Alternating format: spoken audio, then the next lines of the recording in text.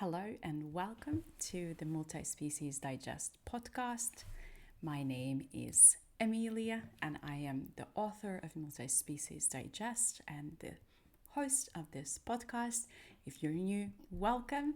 And if you are a returning listener, I'm happy to see you back. So, today's episode, we are going to talk about 10 reasons to bring nature into your work. And it is a read out loud of a recent Multi-Species Digest essay. And how it came about, this topic is I've been really thinking and reflecting on sustainability and all the contradictions, all the issues that I saw with the discourse over several years. And then also how that related to my multi-species work or the work around bringing nature into human decision-making, design, business, co-creation, and any other activities that could benefit from considering nature. And when nature could benefit, that we actually consider it a little bit more in what we do. So in this essay was born from there. In it, I make some interesting claims, such as I don't believe in sustainability anymore, but I hope that as you listen, you can see the point where I'm coming from. But without further ado, let's start with the essay. As usually, a couple disclaimers.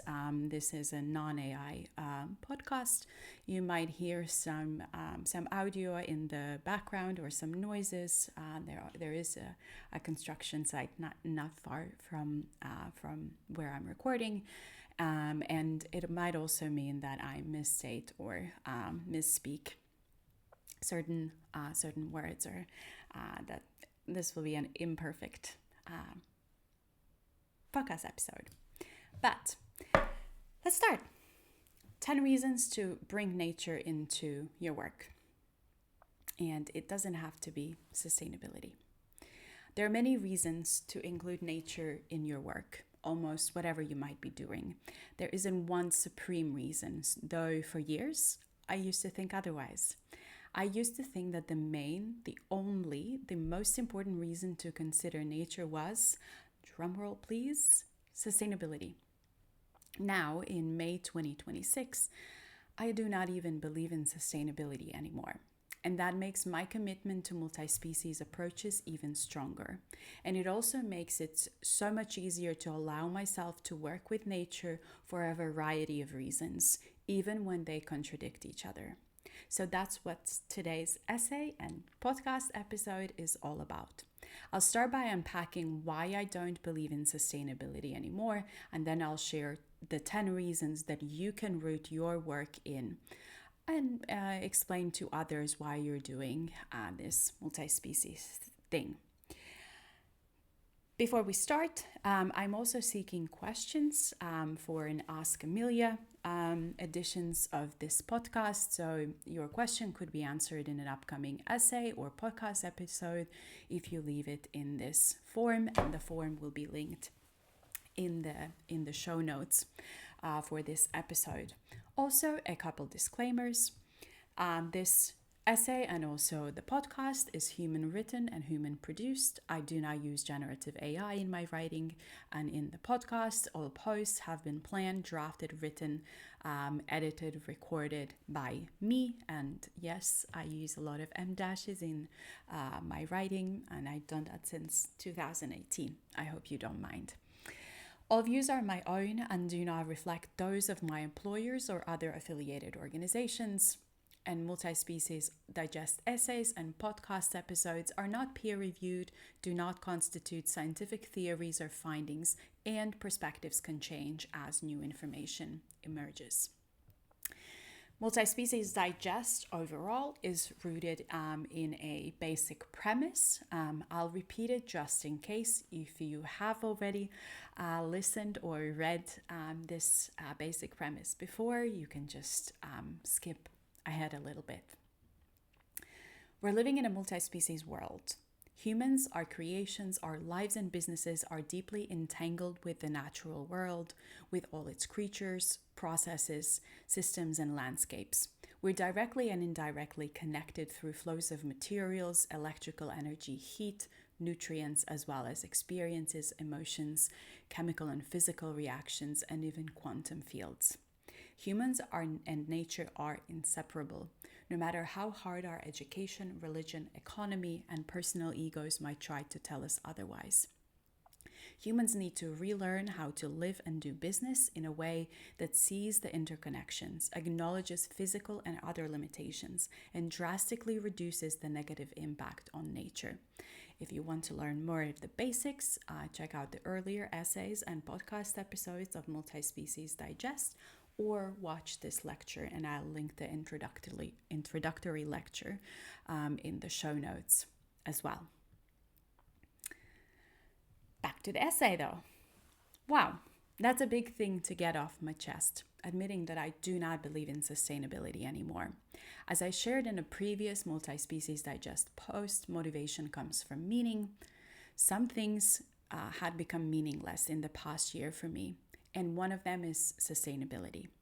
Don't get me wrong, I'm not a climate change denialist. I understand the science and the looming implications. I also experience climate change and biodiversity loss firsthand, as Finnish and Latvian winters, so the places where I live, have already shifted. Climate and weather have become less predictable. It's harder to grow fruit and veg, and the numbers of insects, wild animals, and old growth forests have visibly decreased. But aligning with sustainability, embracing its mainstream approaches, using the common tactics, and trying to force my multi-species work into always solving sustainability issues, I just can't do that anymore.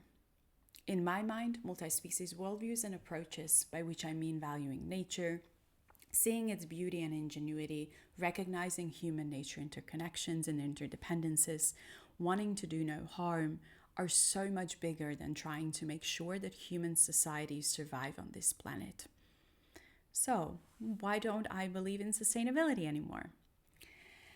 So, I first want to address the elephant in the room. A sustainability researcher saying they don't believe in it anymore is a big deal.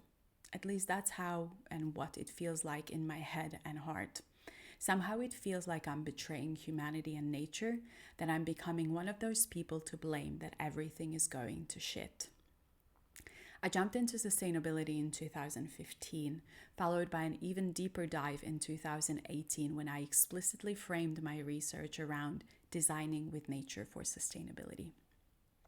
It felt like sustainability was possible, inevitable even, if everyone just committed and did the things needed. Just stop eating meat. Don't drive, buy less, use longer, recycle. Easy enough. As years went on, contradictions started to emerge.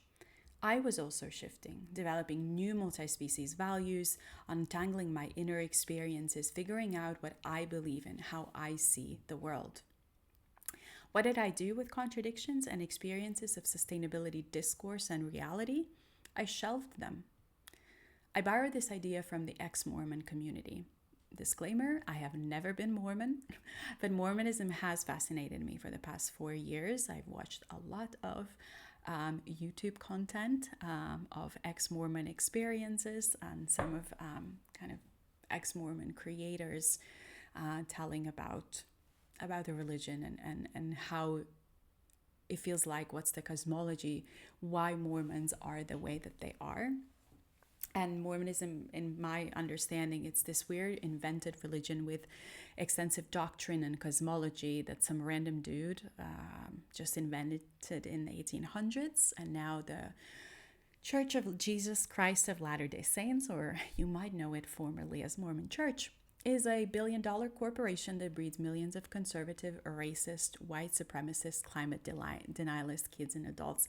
And a lot of those things come in from the doctrine and how people are raised and kind of how their whole worldview is shaped. And it's really, really fascinating. If you have the time and energy to explore, I would really recommend you to do it. But for the purpose of this podcast, I digress. So, as ex-Mormons say, when one experiences contradictions they're not ready to face, they put them on a shelf until one day there is so much stuff there that the shelf breaks. My sustainability shelf started crumbling in 2022, but I was not ready to admit that it had fully broken, not until January this year. Before that, I was desperately trying to duct tape it back together and trying to fix myself to believe in sustainability again, because I'd be a traitor if I don't. I can't nor I want to list all the things that were on my shelf, and I probably don't even know them all, but there's a collection of some of the issues with sustainability I see and feel. First, sustainability contradicts my deep belief in free will, and this might be the biggest thing that broke my shelf. The more I have looked inward, the more I grew to value free will. My free will, your free will, and the joint co-creative will of our human collective. I strongly believe that human free will and what people find meaningful, and that might be to live where they live or how they live, to create, to consume, to support or destroy it, it needs to be respected. It doesn't mean that we don't need to educate each other or challenge each other, but if we want to live in free societies, we need to accept free will. So right now, I think that if we as society, as the global collective of humans are here, deeply unsustainable, entrenched in our desires, centering humans, that's where we are. I can coexist in this collective, but I do not have the right to enforce my beliefs onto others. I still have not reconciled this fully with what to do with power and money crazed geriatric politicians and also psychopathic tech billionaires.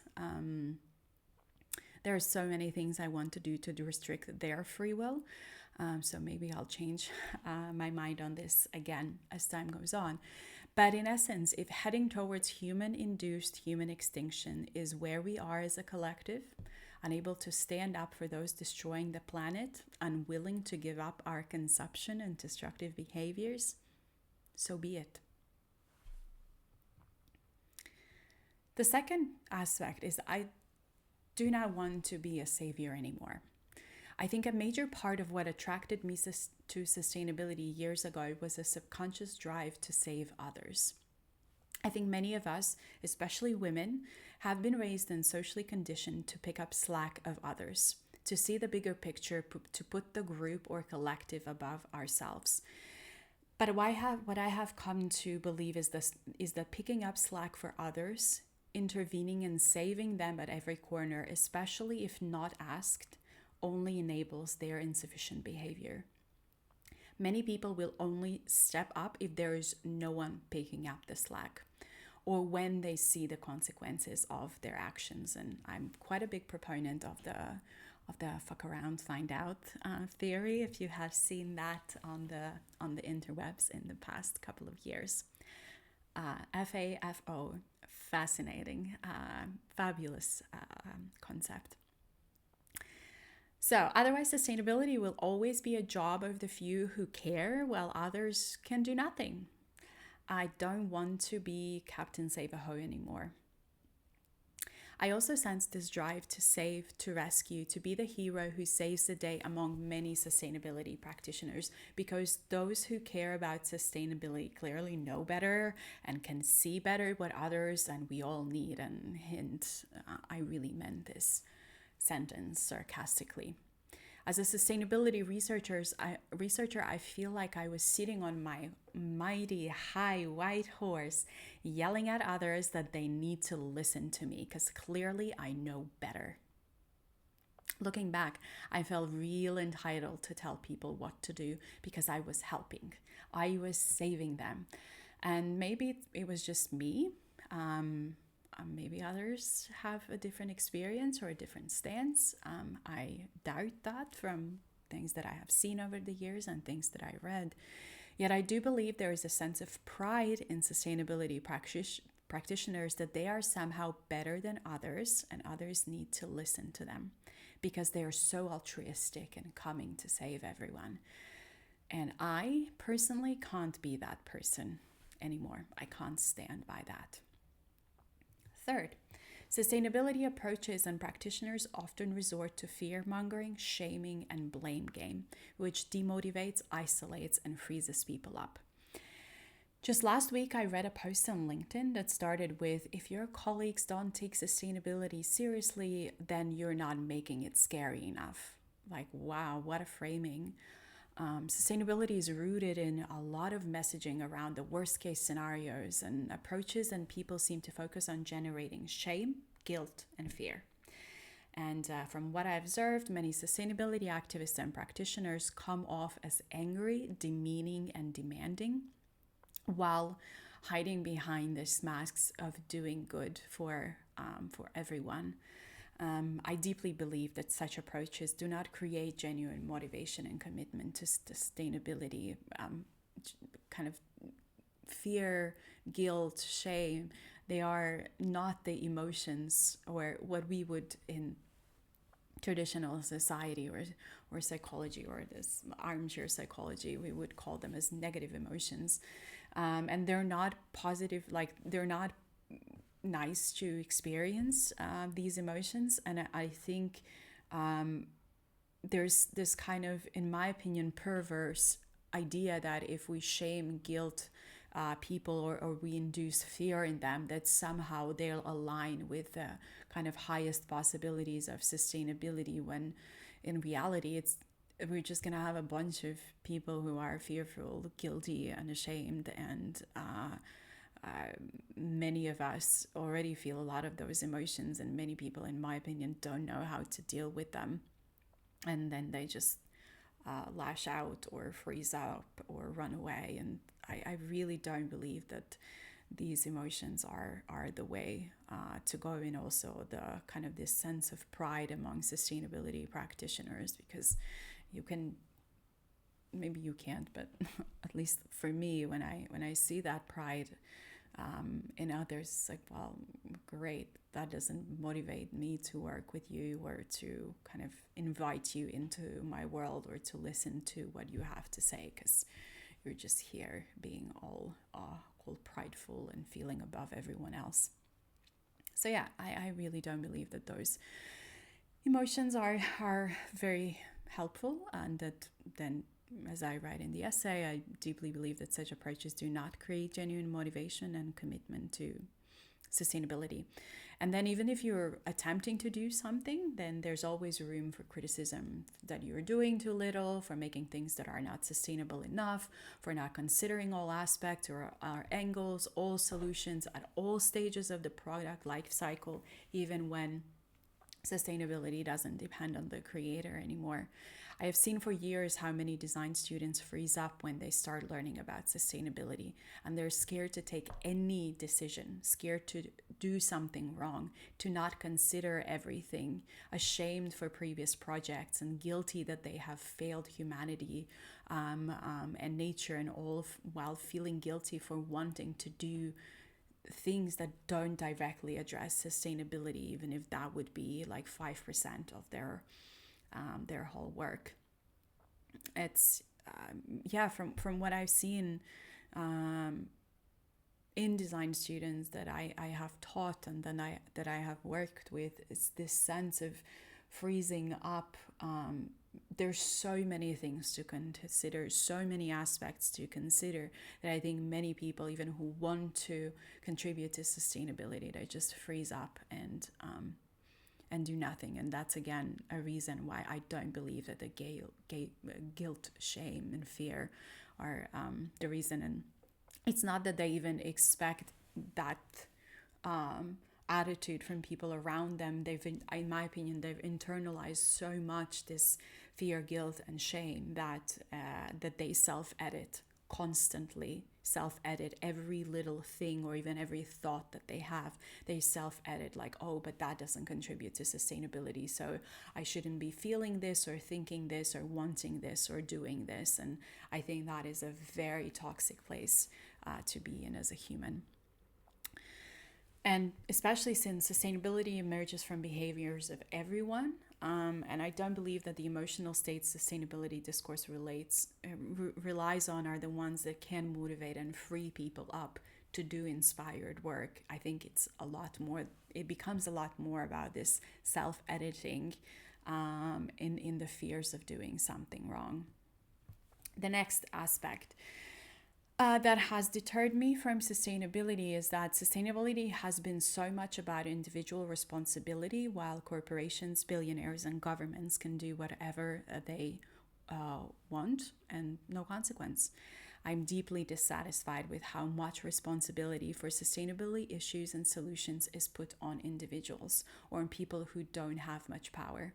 Maybe I'm being petty, but it's annoying to evaluate whether I can go on a summer vacation when governments keep on bombing, aka burning down oil refineries, or on reducing my electricity and water consumption while big tech builds thousands of data centers, pushing AI bubble that turns out has little to no impact on productivity and does not generate profit but generates massive environmental impact, uses up our water, kills our water, uses up insane amounts of precious metals that are mined in mines that destroy full-on ecosystems, and all of that for AI that we don't even know if it's gonna work out.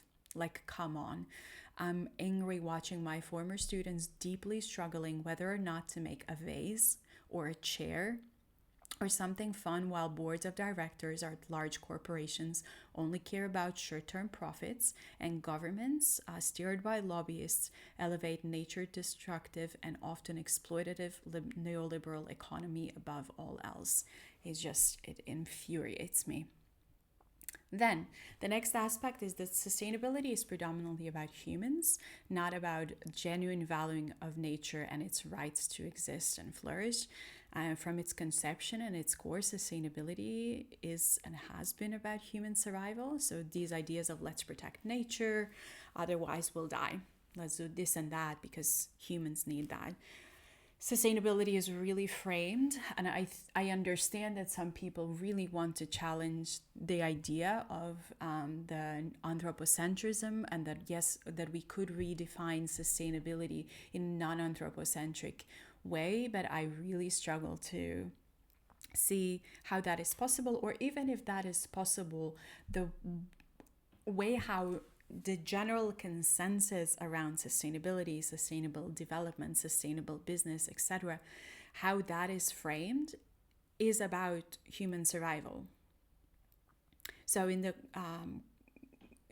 context of sustainability, at least how I see it, protecting nature, granting it rights, ensuring species survival, being nature positive, decentering humans even, is still all about humans. Yet it is often disguised behind the mask of saving nature. And in environmental ethics, it's called cynical anthropocentrism. So cynical anthropocentrism is this perspective that we need to adapt non-anthropocentric views and values in order to reach the very human-centric or anthropocentric goal of human survival. And from environmental ethics, the perspective is also that we can adopt cynical anthropocentrism, both from the perspective of knowingly doing so, but also unknowingly. So I really question these ideas that, yeah, we can have non-anthropocentric sustainability. It's like, yeah, but it's still about human survival. So I deeply believe that in the context of sustainability, protecting nature is only an instrument to serve humans. And I can't fully align with that. And don't get me wrong, I do value human survival. But I do not like how the discourse goes about it, and hence it went to my shelf. Then, the next aspect is that sustainability discourse often frames the earth and nature as something to be saved, as if nature is powerless. And especially linking to the previous point, a lot of sustainability efforts and messaging is centered around saving nature, doing good for nature, saving the earth, protecting species. And I'm really questioning whether at its core this messaging is actually deeply demeaning towards nature. Nature is not powerless, and I'm really baffled currently by this idea that Earth is kind of this old mother that needs to be saved. Well, I see Earth more like a lively young girl, if you ask me. And this girl is ready to embrace how life evolves with or without humans. Kind of, we are just a blip and the nature's evolution, and this discourse that, oh, we as these mighty big humans need to go out and save nature, is really baffling to me. And I understand that not everyone goes about it that way, but still it's really, really strange. And I also deeply believe that life on this earth will continue. Life will find a way. Earth will live. Dinosaurs died and life didn't stop. And there will be many more species. Life is resilient. The question is whether humans will be part of life that goes on. And I actually think that we will. I'm deeply optimistic about it. Humanity will find a way. I'm certain, and forgive me if I am being too optimistic. And as my final point here is that to me, sustainability right now feels oppressive. The dominant discourse, the dominant approaches, in its current form, it's oppressive. That's how I feel and experience it. And maybe this feeling is also strengthening in me since I've heard from some researchers, and I know that it's few, but it has imprinted in my brain that reaching sustainability justifies any means. And that raises big red flags for me, especially coming from a post-Soviet country, from Latvia, and having learned what it took to establish communism at any cost. And that meant millions dead, millions deported and tortured and oppressed. And a system that was driven by an apparatus of people who think they know better, and are establishing better for all. And I'm coming back to my first point. I deeply believe in free will, and even if that means that we don't reach sustainability, but I really can't stand behind this idea that reaching sustainability justifies any means. There are, however, many things that I take with me from sustainability, an understanding of socio-ecological systems, and that we actually live in a multi-species world, an understanding that resources are finite, that all waste will stay on this planet forever, the ways to decrease consumption and material and carbon footprints. I think there's many fantastic and good things there. And oftentimes I'm actually really sad that my sustainability shelf broke, and it makes me actually feel a little bit disoriented, or kind of, I think I still need to do a lot of work deconstructing what this means, and how I'm going to be going forward. And maybe I was just too close. I got to see the kitchen and how the discourse is made and how people act when no one is watching and everyone seems on the same page. And it's still a sensitive topic. The more I think and talk about it in this essay and this podcast, it's a really sensitive topic. So if you're also going through something similar, I'm here with you. It's a strange place to be. It's very, very strange. But I think now, having cleared that kind of sustainability air and having put that on the table just to get it out of the way, I think I really want to focus then on the reasons to include nature in your work. And there's many reasons. And I think there's many inspiring and fantastic reasons. For me, I see it maybe as a mechanism of life, an approach to life. I do believe that we need to consider nature in our decision making, and we need to include it and talk about it and really adjust how we do things. And that's the inspiring part. So I want to also share the more inspiring aspects with you today. So what are the 10 reasons? In multi-species work, so achieving sustainability is not end all be all. If sustainability genuinely motivates you, go ahead. Base your multi-species work in sustainability. I am rooting for you.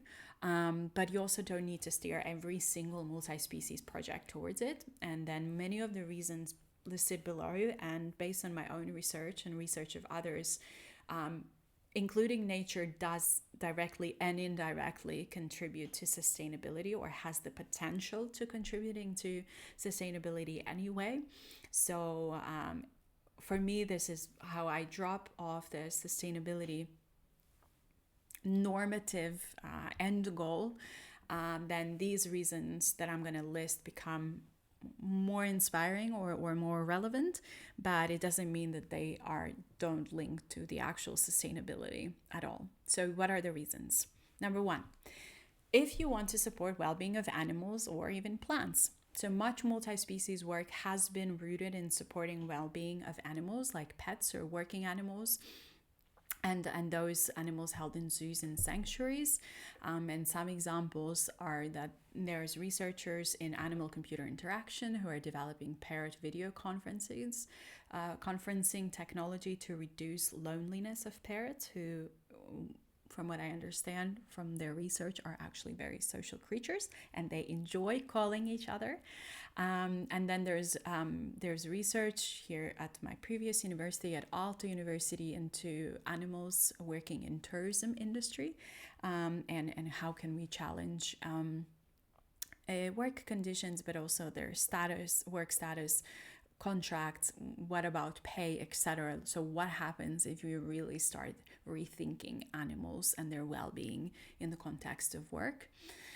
And then there's also a research around specialized tools for working animals. So for example, cancer detection dogs, and how can we design with the dogs tools that actually are usable and good for the dogs themselves. So I'll link all of these examples in the show notes, but if you want to make sure that animals, plants, etc. are well, all power to you. That's a great reason to include nature in your work.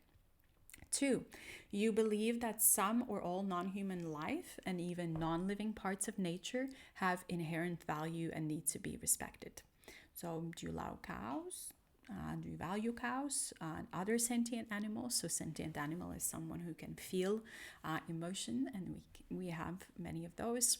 Or maybe ants, or a river, a rock, water. Especially if I link to, if you've heard this or seen this online video, Instagram reel, of this idea that water is God. It's this perspective where how would we act, or what would we do differently if we would think that water is God? Because water is everywhere. It's within us and outside us. It fills up the spaces between us. It connects everyone on this planet. And I think it's a very interesting thought to reflect upon. But do you think they are valuable just because they are? And if yes, you're in luck. I think that's a really good reason to bring these natural elements into your work, and you don't have to value all of them. If you only value sentient animals, or if you only value the things that are living, or you really value ecosystems, then you can bring just one, or all, or just the sentient ones, or all of those that are alive, or even those that humans perceive as non-living. I think it's a great reason to add nature to your work. Number 3, you are in awe of nature and its ingenuity. If you believe that nature is endlessly cool, it's a great reason to bring it into your work. For me, I've learned just recently at a ripe age of 30-something that I'm endlessly fascinated by nature, and that I can kind of really fully admit that to myself. How is it possible that a tiny seed turns into a massive tree, or all the physical and chemical reactions that make life possible? Like, it's really fascinating. Or sometimes, I walk down the street and I look at the life reflecting from the buildings, and I'm like, wow, that's this is an experience. This is fascinating. This makes me feel awe. Or there's necessarily balance between light and darkness for living organisms. Like, there are certain organisms that don't need any light, or that need all the light, or then They absolutely need a transition between light and dark so that they can mate and do whatever. So if you have some nature related fascination, add it to your work. Granted, not all work gives space for that, but your fascination is enough. Number 4, you love all of nature or some of its parts. Do you love the forest next to your house or that tree in front of it, or even your dog or the sea? Many of us have deep affection and feelings towards natural beings, ecosystems, and processes. And firstly, it's absolutely normal to have those. And it's strange that in our society and economy, we're demanded to leave our nature affections outside of office, like, oh, it's too hippie to love nature. And then if the only reason that you love nature and it makes you want to take care of it, then that's enough. 5, you want to ensure that there are enough good quality resources for you and your loved ones in your work. And here is maybe the next couple of reasons they will deviate from the idea that I see a lot of some of multi-species work go also in the direction that everything we do in multi-species work needs to be related to the well-being of nature, and some multi-species work kind of knowingly or unknowingly, I don't know, tries to leave out the human part of it, or kind of the actual reality that we live in this weird society and economy. But so next couple of reasons will be linked to this more current perspective, in my opinion, of where our systems are entrenched. But yeah, this reason 5, that you want to preserve good quality resources, is also a very valid reason to do multi-species work. So nature provides all of our resources, also those that we perceive as artificial, like plastics, come from crude oil that are actually a natural resource. And nature provides all the things we need to manufacture the resources into goods. And even all of our digital infrastructure needs good quality natural resources like minerals and silica, etc. Many of our resources are shared, which makes them dependent on our own actions and also actions of others. For example, water, clean water, fresh water, clean air, good quality air. And do you want to ensure that you have resources over time? I do. And you can do that by including nature in your work and creating natural positive solutions, okay, those that protect natural resources. And this, interestingly, is a big motivation for businesses. So, very valid reason. You value the monetary gains nature can bring you. Let's face it, we all need money. And landscapes can bring in money from tourism. Growing own fruit and veg saves you money. Sustainably growing resources for the economy can give you steady income over time. And it's okay to want to get monetary gain, though multi-species research and discussions often seem to avoid this topic. And I'll talk about that in the next Multi-Species Digest essay and podcast episode. Again, money is a huge motivation factor for businesses, finance sector, economists, and policymakers. Use it to your advantage. Use this reason to your advantage. Number 7, you want to decrease nature-related risks. Nature comes with risks, especially as we face climate change and biodiversity loss. A great reason to bring nature into your work is to decrease risk, and that could be personal risk, so things that can happen to you, financial risk if you have any investments or if your company has any investments, operational risks if you work for a company or run a company, making sure that whatever happens, your company can continue operations. Also strategic risks, building the right strategies and tapping into these ideas that nature positive is really gaining momentum. There might be also legal risks. Currently, there are many initiatives granting natural entities rights. There are also regulation, so those can be explored using nature inclusive approaches, and then also reputational risks. So, want to make sure your operations don't suffer from flooding? Bring in water. Want to protect your supply chains? Trace nature dependencies in them, and maybe also in your production and operational settings. And luckily, business and finance sectors is getting on board. So that's how you can sell it to them. And check out this resource. I'll link it down below. It's a resource on how to explore and think about nature-related risks. Number 8.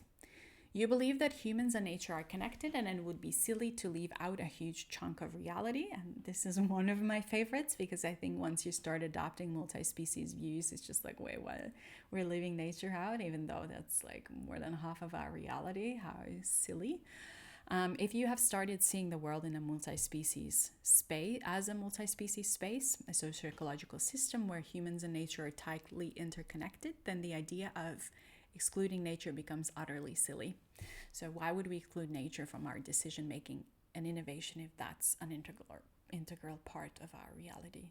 This is maybe the main question that drives my work forward. Number 9, you believe that living and non-living parts of nature have inherent values and have rights that must be considered.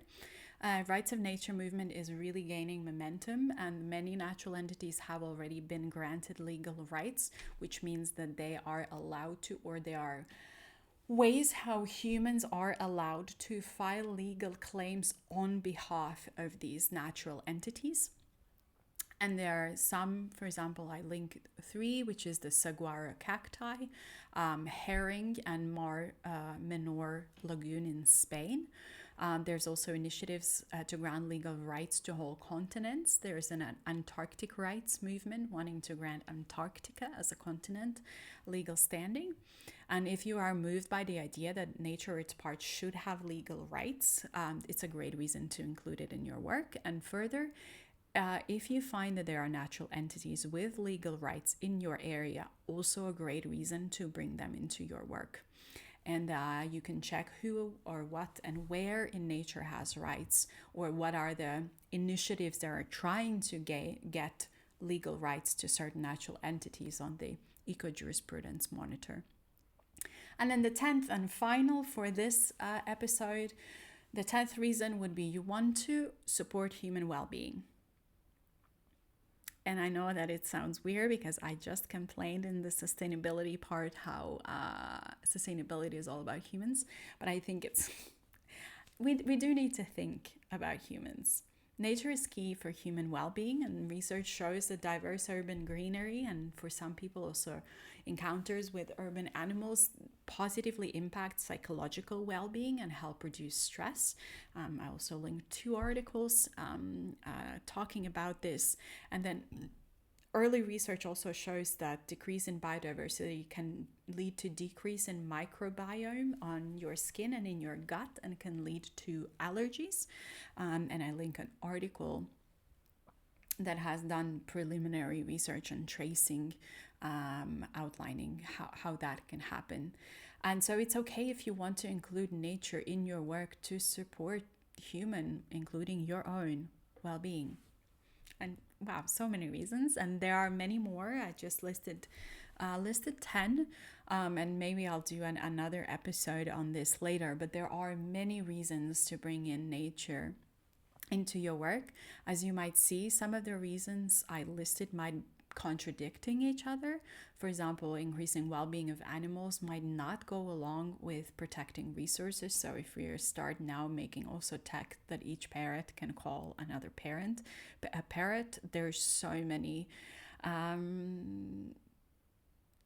precious metals that we need to get, that I don't think that that's a very great idea for protecting resources. But these are the different aspects of multi-species work that sometimes we need to reconcile. And then also reducing risk does not necessarily correlate with protecting rights of nature. It might, but it doesn't mean that if I'm reducing water-related risks in my factory, that it's really somehow protecting the rights of the river nearby.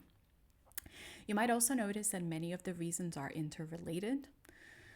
focus on risks, and then suddenly you're talking about monetary gains and human well-being and sustaining resources. And then if you want to work with rights of a tree, suddenly you are faced with a reality that a tree needs functional ecosystems, needs good quality shared resources, aka water and air, and that it provides well-beings to humans who encounter it. So the reasons you can mix and match, at least in my humble opinion, and they're all so interrelated. And also many of them are connected to sustainability, if sustainability is the thing that you want to achieve with your multi-species work.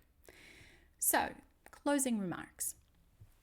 After my sustainability shelf collapsed, I have been wondering how to break the news to others that sustainability is not a key driver for me.